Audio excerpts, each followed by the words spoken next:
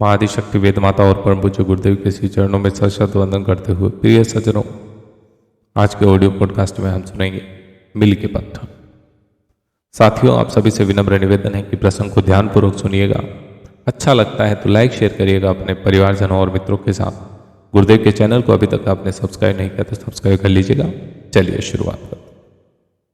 आज फिर वही घटनाएं सामने आ गई। गुरुदेव लिखते हैं, जो उत्तर काशी से चलते हुए आरंभिक 2 दिनों में आई थी। भटवाड़ी चट्टी तक रास्ते को चौड़ा करने और सुधारने का काम चल रहा था, इसलिए मिल के पत्थर उन 2 दिनों में नहीं मिले।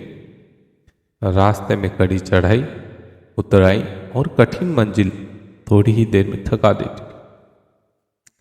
घने जंगलों का प्राकृतिक सौंदर्य था तो बहुत भला, पर रोज रोज 24 घंटे वही देखते रहने से आरंभ में जो आकर्षण था वह घट ही रहा था। सुनसान में अकेली यात्रा भी अखंड ही आ ली थी। जन कोलाहल में व्यस्त जीवन बिताने के बाद नीरव एकांत भी कष्टदायक होता है। यह सुनापन और कठोर श्रम जब शरीर और मन को थकाने लगता तो एक ही जिज्ञासा उठती, आज कितनी मंजिल पार कर ली, कितनी अभी और शेष है। थोड़ी थोड़ी दूर चलकर सामने से आने वालों पूछते अब अगली चट्टी कितनी दूर है। उसी से अंदाजा लगाते कि आज अभी कितना और चलना है। कुछ रास्ता गिर घमंडी होते हैं, जानकर भी उपेक्षा करते, न बताते, कुछ को मालूम ही न था। कुछ अंदाज से बताते तो उसमें मिलो का अंतर होता। इससे यह भी आशा कम हो रही थी कि पूछने पर भी समाधान कारक उत्तर मिल ही जाएगा। यह एक बड़ी कमी थी, खास तौर से अकेले चलने वाले के लिए।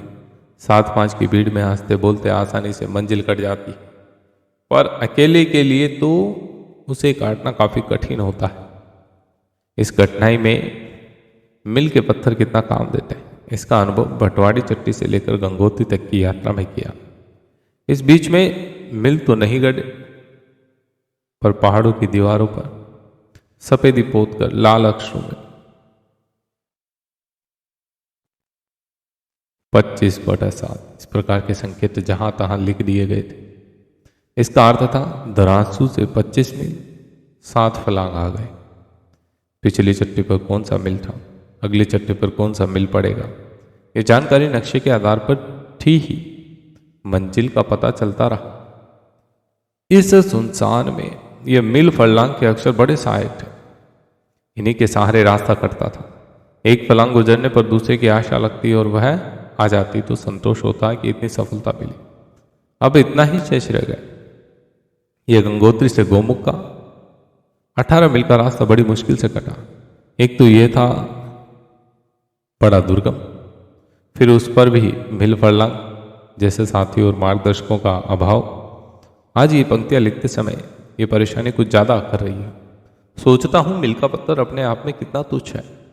उसकी कीमत, योग्यता, सामर्थ्य, विद्या, बुद्धि सभी उपहासास्पद है, पर यह अपने एक निश्चित और नियत कर्तव्य को लेकर यथास्थान जम गया।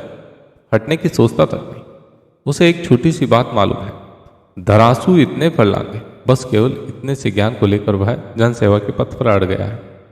उस पत्थर के टुकड़े की, नगण्य और तुच्छ की यह निष्ठा अंततः कितनी उपयोगी सिद्ध हो रही है।